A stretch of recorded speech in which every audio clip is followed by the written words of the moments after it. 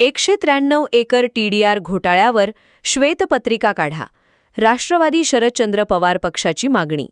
संजय गांधी राष्ट्रीय उद्यानातील 1053 एकर जमीन राखीव वन म्हणून जाहीर करून खासगी हक्क रद्द करणाऱ्या महसूल खात्याने त्याच धर्तीच्या 193 एकर प्रकरणात दुर्लक्ष का केले, असा सवाल राष्ट्रवादी काँग्रेस शरदचंद्र पवार पक्षाने केला आहे. 193 एकर TDR घोटाळ्यावर महसूल आणि वन खात्याने श्वेतपत्रिका प्रसिद्ध करावी, अशी मागणी पक्षाचे जिल्हाध्यक्ष मनोज प्रधान यांनी केली.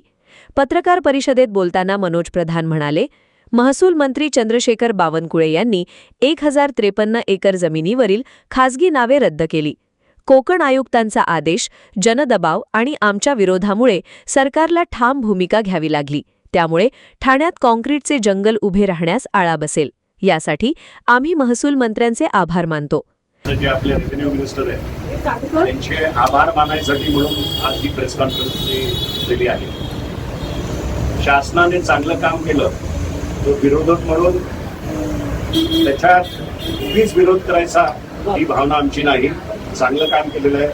काल 1053 एकर जे MRT कोर्टाने जी प्रायव्हेट फॉरेस्ट जागा होती ती एका डेव्हलपरला दिली होती.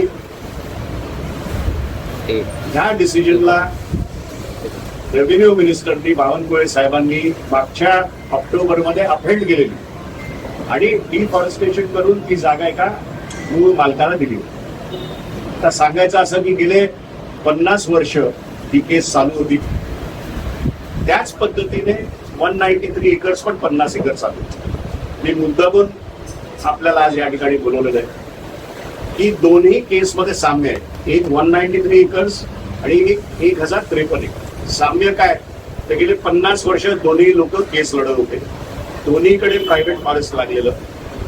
193 एकर्सला MRT कोर्टाने मालकाच्या बाजूने निर्णय दिला आणि 1053 एकर मध्ये पण MRT कोर्टाने मालकाच्या बाजूला निर्णय दिला. आता फरक असा आहे की 193 एकर्स जेव्हा TDR घोटाळा सिटीजन्स फोरम रस्त्यावर उतरले, आमच्यासारखे राजकीय पक्ष,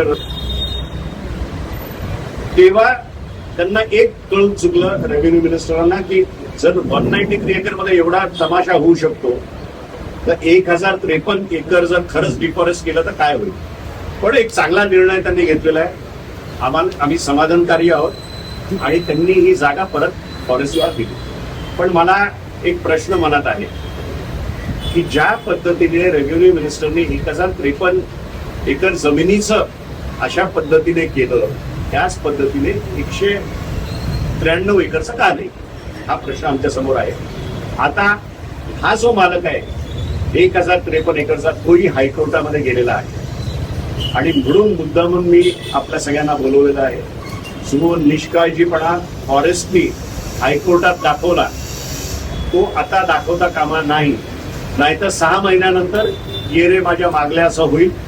ज्या पद्धतीने आपण आपली भूमिका मांडली पाहिजे हायकोर्टात, जर फॉरेस्टनी मांडली नाही तर आता जे 193 एकर मध्ये जे शासन सांगतं की हायकोर्टाचा निर्णय आम्ही काय करू, तशी वेळ येऊ नये. आमचं लक्ष ह्या केसवर असणार आहे. मोडस ऑपरेंडी दोघांची सेम आहे. MRT कोर्टमध्ये जिंकायचं 50-50 वर्ष जुन्या केसा, अपील करायचं हायकोर्ट. शासनाने आपली बाजू भक्कमपणे मांडायची नाही आणि हायकोर्टाचा निकाल आला की ठाणेकरांच्या डोक्यावर तो निकाल बंधनकारक असतो. म्हणून आमचं लक्ष आहे. चांगला निकाल रेव्हेन्यू मिनिस्टरनी दिलाय, त्याचं आभार, अभिनंदन. पण हायकोर्टमध्ये मालक गेलेला आहे आणि तिकडे भक्कमपणे त्यांनी त्यांची बाजू मांडली. 193 एकर प्रकरणात वन खात्याने अपेक्षित विरोध केला नाही. उच्च न्यायालयात दिशाभूल करणारी माहिती दिल्याने वन खात्याला पाणी सोडावे लागले. सामान्य ठाणेकरांनी आंदोलन केले तरीही सरकारने पुनर्विचार याचिका दाखल केली नाही, असेही प्रधान म्हणाले. 1053 प्रकरण आता उच्च न्यायालयात आहे. तिथे वन खात्याने प्रभावी बाजू मांडावी यावर आमचे लक्ष असेल, असाही इशारा त्यांनी दिला. या पत्रकार परिषदेस राष्ट्रवादी काँग्रेस शरदचंद्र पवार पक्षाचे ठाणे शहर कार्याध्यक्ष प्रकाश पाटील, मिलिंद बनकर, सचिन पंधरे उपस्थित होते. ब्युरो रिपोर्ट, जनादेश. आपली माणसं, आपला देश, पाहत रहा जनादेश. ठाण्यात बॉटल्स फॉर चेंजचा शुभारंभ. प्लास्टिक कचऱ्याचे वर्गीकरण आणि पुनर्वापराची सवय लहानपणापासून रुजवण्यासाठी ठाणे महानगरपालिका शिक्षण विभाग आणि बिस्लेरी इंटरनॅशनल यांच्या संयुक्त विद्यमाने बॉटल्स फॉर चेंज या उपक्रमाचा शुभारंभ आज महापौर शर्मिला पिंपळोळकर यांच्या हस्ते करण्यात आला. ठाणे महानगरपालिकेच्या कैलासवासी नरेंद्र बल्लाळ सभागृहात झालेल्या या कार्यक्रमाला सभागृह नेते हनुमंत जगदाळे, अतिरिक्त आयुक्त प्रशांत रोडे, उपमुख्यमंत्री डॉक्टर मिताली संचेती, शिक्षणाधिकारी शेषराव बढे यांच्यासह बिस्लेरी इंटरनॅशनलचे मुख्य कार्यकारी अधिकारी डॉक्टर अँजेलो जॉर्ज तसेच महापालिका शाळांचे मुख्याध्यापक, शिक्षक आणि विद्यार्थी मोठ्या संख्येने उपस्थित होते. या उपक्रमाअंतर्गत प्रत्येक सहभागी शाळेला विशेष पासबुक देण्यात आले आहे. विद्यार्थ्यांनी जमा केलेली प्लास्टिक बाटल्या, कव्हर्स, पिशव्या, शॅम्पूच्या बाटल्या, खेळणी याची नोंद त्यात होणार आहे. मोबाईल ॲपच्या माध्यमातून प्रत्येक शाळेतील प्लास्टिक संकलनाची डिजिटल नोंद केली जाणार असून किती कचरा पुनर्प्रक्रियेसाठी गेला याचे अचूक मॉनिटरिंग होणार आहे. सातत्याने सहभाग घेणाऱ्या विद्यार्थ्यांचे मूल्यमापन करून त्यांचा गौरवही करण्यात येणार आहे. यावेळी बोलताना महापौर शर्मिला पिंपळोळकर म्हणाल्या, प्लास्टिक कचरा वेगळा गोळा करण्याची सवय लागणे ही काळाची गरज आहे. प्रत्येकाने घरासोबत परिसर स्वच्छ ठेवण्याची जबाबदारी घेतली तर ठाणे अधिक सुंदर होईल. अतिरिक्त आयुक्त प्रशांत रोडे यांनी सांगितले, शहरात दररोज मोठ्या प्रमाणावर कचरा निर्माण होतो. कचरा उचलण्यापेक्षा तो कमी कसा होईल यासाठी जनजागृती आवश्यक आहे. प्लास्टिकचे विघटन होण्यास वर्षे लागतात, त्यामुळे पर्यावरण संरक्षणाची सुरुवात शाळांपासून करणे गरजेचे आहे. उपमुख्यमंत्री डॉक्टर मिताली संचेती यांनी सांगितले, विद्यार्थ्यांनी केवळ शिकू नये तर कृतीतून पर्यावरण संवर्धन करावे हा या उपक्रमाचा हेतू आहे. बिस्लेरी इंटरनॅशनलचे डॉक्टर अँजेलो जॉर्ज म्हणाले, 2019 पासून आम्ही ठाण्यात शाळा आणि संस्थांसोबत काम करत आहोत. महापालिकेच्या सहकार्याने ही चळवळ अधिक बळकट होईल. कार्यक्रमाच्या शेवटी विद्यार्थ्यांनी स्वच्छतेचा संदेश देणारे नृत्य सादर केले. शिक्षकांसाठी जनजागृती कार्यशाळाही घेण्यात आली. ब्युरो रिपोर्ट, जनादेश. आपली माणसं, आपला देश, पाहत रहा जनादेश. पहिली मार्गिका खुली केल्याने प्रवाशांचे हाल. नगरसेविका नम्रता कोळींची आयुक्तांकडे तक्रार. ठाणे रेल्वे स्टेशन बाहेरील सॅटिस पुलाखालील पहिली मार्गिका सर्व वाहनांसाठी खुली केल्यानंतर प्रवाशांची मोठी गैरसोय होत आहे. स्टेशनमधून बाहेर पडताच रिक्षाचालकांनी मार्गिकेतच रिक्षा लावल्याने प्रवाशांना चालायलाही जागा उरलेली नाही. सकाळी आणि सायंकाळी जादा भाड्यासाठी होणाऱ्या गर्दीमुळे रिक्षाच्या रांगेत तास ते दीड तास वाट पाहावी लागत असल्याची तक्रार भाजपच्या नगरसेविका नम्रता जयेंद्र कोळी यांनी केली आहे. त्यांनी याबाबत पोलीस आयुक्तांचे लक्ष वेधले आहे. सॅटिस पूल झाल्यानंतर पहिली मार्गिका अत्यावश्यक सेवांसाठी राखीव होती. दुसरी मार्गिका रिक्षा टॅक्सी स्टँडसाठी आणि शेवटची मार्गिका खासगी वाहनांसाठी ठेवण्यात आली होती. मात्र गेल्या काही दिवसांपासून वाहतूक पोलिसांनी पहिली मार्गिका सर्व वाहनांसाठी खुली केली. त्यानंतर टॅक्सी आणि रिक्षा चालकांनी या मार्गिकेत सर्रास वाहने उभी करण्यास सुरुवात केली. नगरसेविका नम्रता कोळी म्हणाल्या, काही रिक्षाचालक प्रवाशांना वेठीला धरून मोठ्या रकमेचे भाडे मागत आहेत. रांगेतील प्रवाशांना रिक्षा मिळत नाहीत. बाहेर गावाहून आलेल्या प्रवाशांची अवाचा सवा भाडे आकारून फसवणूक केली जात आहे. ओला उबेरवर बंदी असतानाही हे मुजोर रिक्षाचालक प्रवाशांना लुटत आहेत. पहिल्या मार्गिकेत रिक्षा उभ्या राहिल्याने प्रवाशांना चालण्यासाठी जागाच शिल्लक राहिलेली नाही. या प्रकाराकडे वाहतूक पोलीस दुर्लक्ष करत असल्याचा आरोपही त्यांनी केला. पोलीस आयुक्त आशुतोष डुंबरे यांना दिलेल्या तक्रारी अर्जात सॅटिस पुलाखालील पहिली मार्गिका अत्यावश्यक सेवा वगळता सर्व वाहनांसाठी बंद करावी, शेवटची मार्गिका पूर्वीप्रमाणे खासगी वाहनांसाठी राखीव ठेवावी, अशा प्रमुख मागण्या केल्या आहेत. या संदर्भात नगरसेविका नम्रता कोळी यांनी वाहतूक पोलीस उपायुक्त पंकज शिरसाट तसेच वाहतूक पोलीस सहाय्यक पोलीस आयुक्त अंजली भोईर यांना देखील पत्र पाठवले आहे. प्रशासनाने तातडीने निर्णय न घेतल्यास रोज लाखो प्रवाशांची गैरसोय कायम राहणार आहे. ब्युरो रिपोर्ट, जनादेश.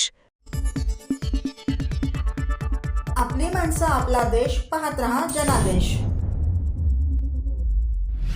सर्व नागरिकांना आवाहन करण्यात येत आहे की सध्या डासांमार्फत पसरणाऱ्या डेंग्यू या आजाराचा प्रसार रोखण्यासाठी प्रत्येकाने पुढीलप्रमाणे कार्यवाही करावी. डेंग्यू आजार एडिस इजिप्ती हा डास चावल्याने होतो. या डासांची पैदास साचलेल्या किंवा साचवलेल्या स्वच्छ पाण्यामध्ये होते.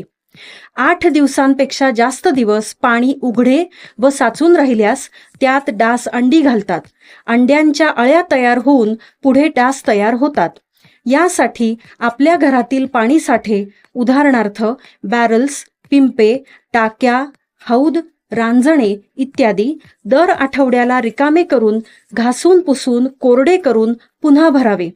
एक दिवस कोरडा दिवस म्हणून पाळावा.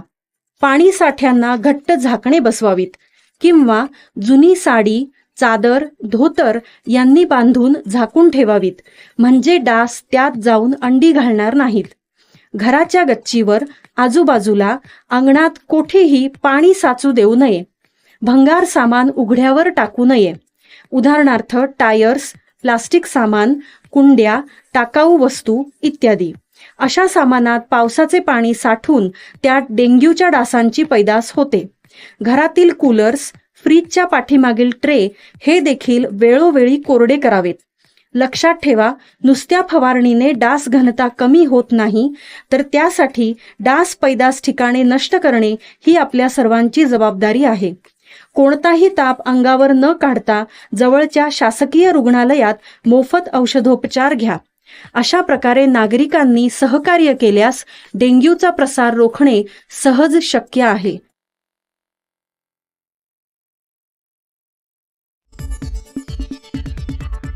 आपली माणसं, आपला देश, पाहत रहा जनादेश. दिव्यात उघड्या नाल्यांमुळे डासांचे प्रमाण वाढले, उभाटाची तातडीने फवारणीची मागणी.